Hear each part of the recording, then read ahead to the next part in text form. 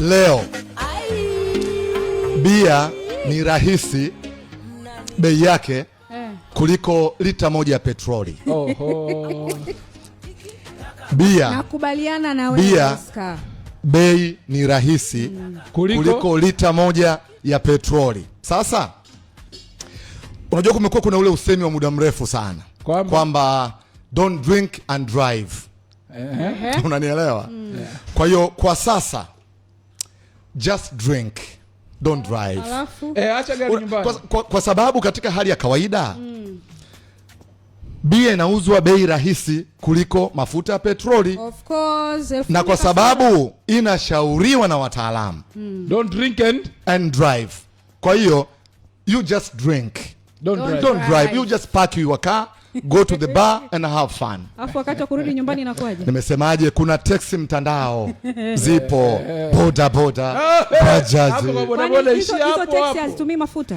Nimesema hivi, hao watajiongeza. Don't drink and drive. Boda lita 2 tu inakupeleka hata airport. Sasa wale watu Edo ambao wamekuwa kituambia siku zote kwamba unajua hujajenga, hauna maendeleo kwa sababu ya bia, kwa sababu ya pombe. Hapana, kunyweni tu. Sasa as we speak, ukiendesha gari ndio unaonekana. Kweli ukiendesha gari ndio unaonekana kama una matumizi mabaya. Yaani sasa hivi kuanzia kwanza kesho. Kesho mimi naanza kuja na baisikeli kazini. Kwa sababu sitoweza. Umefikia kuanzia kesho. Yes. Leo msinione hivi, ni furaha tu hii ya maboresho na mabadiliko makubwa. Kuanzia kesho nakuja na baisikeli kazini. Oscar akija na baisikeli kazini, tukishatoka hapa mimi na Oscar kuna sehemu zetu huwa tunakwenda. Baadaye vinabebwa vyote. Baisikeli na mtu. Potelea mbali. Tumefika huko lakini.